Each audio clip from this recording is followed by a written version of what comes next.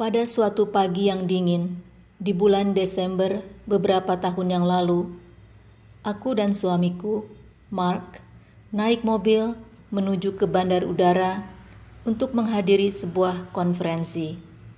Kami berhenti di sebuah toko. Mark turun untuk membeli coklat. Ia kembali dengan seorang wanita tua yang gemetaran. Pakaian dan sandal wanita itu usang. Rupanya, Mark memberi tumpangan kepada ibu ini yang hendak menuju ke panti pemulihan, suatu tempat yang akan kami lalui dalam perjalanan kami ke bandara. Di dalam mobil, ibu yang bernama Kathleen ini menceritakan bahwa suaminya dalam keadaan koma dan dirawat di panti itu. Karena uangnya semakin menipis, ia sering mencari tumpangan untuk bisa menengok suaminya, sekaligus supaya dia bisa berada di tempat yang hangat, makan secara gratis, dan lebih dari itu, agar dia bisa main piano. Aku memberi Kathleen kartu namaku. Jangan ragu-ragu untuk menelpon. Siapa tahu kami akan melewati panti sehingga ibu bisa ikut mobil kami. Kathleen tersenyum dan mengucapkan terima kasih. Sepulang dari konferensi, kesibukan kami bertambah dengan persiapan Natal, seperti mencari hadiah Natal untuk sanak saudara, membuat kue-kue, menghias pohon Natal, dan lain sebagainya. Beberapa kali, Kathleen menelpon kami untuk sekedar mengobrol, dan secara tidak sengaja kami bertemu dengannya pada hari Natal. Di rumah, ketika hari sudah menjelang malam, suamiku berkata dengan nada menyesal, "Seharusnya kita memberi Kathleen sebuah hadiah Natal." Mendengar itu, aku ikut menyesali ketidakpedulian kami kepada Kathleen.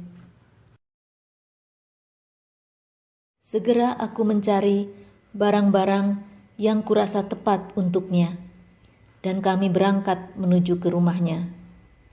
Beruntung, cahaya lampu beranda rumah Kathleen memudahkan kami untuk menemukan rumahnya di kegelapan malam.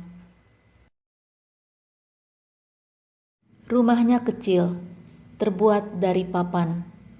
Kathleen belum tidur. Ia senang dengan kedatangan kami. Kami menyerahkan hadiah-hadiah yang kami bungkus seadanya. Dia mempersilakan kami masuk dan duduk. Kami masuk ke ruangan yang remang-remang. Kami lihat sofanya robek di sana-sini. Sementara jendela ditutupi dengan potongan karpet untuk menahan udara dingin masuk. "Oh ya, ini Honey," katanya, sambil mengusap kepala seekor kucing berwarna kuning.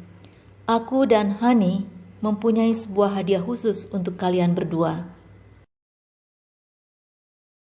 Kathleen meraih sebuah alat musik sejenis gambang yang catnya sudah sedikit terkelupas.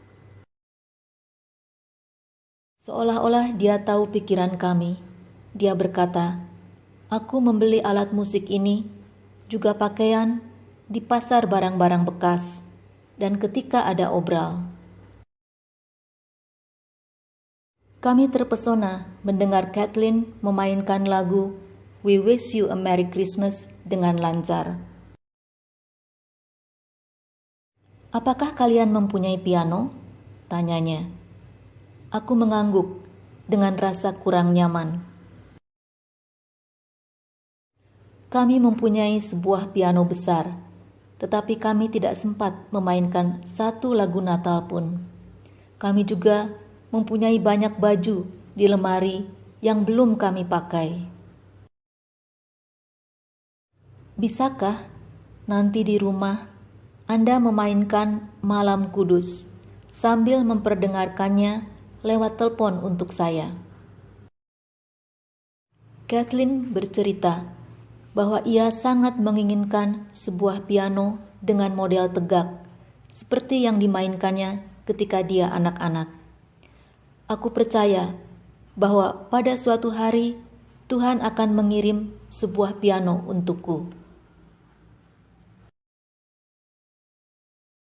Setelah libur Natal berakhir, aku rajin memeriksa kolom iklan mini di koran. Aku berharap bisa membelikan sebuah piano bekas untuk Kathleen, tetapi aku tidak menemukannya. Aku mencoba menyenangkan hatinya dengan memberinya hadiah-hadiah kecil, seperti blus, tanaman, atau vitamin. Tetapi Kathleen tidak terlalu antusias menerimanya. Aku akan segera mendapat sebuah piano, katanya. Bulan demi bulan, iman Kathleen semakin kuat. Aku khawatir Kathleen akan kecewa. Tibalah musim semi. Pada suatu hari, kami mendengar berita bahwa di sebuah kota kecil, ada sebuah keluarga yang hendak menjual rumahnya. Ada yang mau membeli rumah itu, asalkan sebuah piano dengan model tegak yang ada di ruang bawah tanah dipindahkan. Piano itu boleh menjadi milik siapapun yang mau memindahkan piano itu. Berita itu sungguh luar biasa bagi kami. Kami segera pergi untuk menyampaikan kabar gembira itu kepada Kathleen. Kathleen berlari menyongsong kami sambil berteriak, "Pianoku, pianoku datang. Semalam aku bermimpi. Piano itu datang dari sebuah kota kecil." Tuhan dekat, gumam Mark dengan penuh kekaguman atas karyanya. Kathleen bingung dengan keheranan kami. Ia sudah menunggu piano itu dengan sukacita sejak malam Natal, ketika ia mulai percaya bahwa ia akan segera mendapat sebuah piano. Aku sudah memainkan pianoku dalam pikiranku, ia menerangkan. Tahukah kalian bahwa tanpa iman kita tidak dapat membuat Tuhan senang? Sejak piano itu masuk ke rumah Kathleen, musik tak pernah berhenti mengalun. Usia lanjut, rematik, dan katarak tidak dapat menghalanginya untuk mengungkapkan rasa seninya. Suami Kathleen dan Honey telah meninggal dunia, tetapi musik telah menghubungkannya dengan dunia. Ia mengiringi perkumpulan jemaat di gereja lingkungannya dan bergabung dengan grup musik yang beranggotakan orang-orang lanjut usia. Kathleen tidak dapat membaca not musik, tetapi ia bisa mendengarkan rekaman-rekaman radio dan musisi lainnya. Ia berusaha untuk menyamai apa yang didengarnya. Mujizat Natal Kathleen terjadi tidak pada saat ia menerima mujizat itu, tetapi ketika ia mempercayai mujizat itu.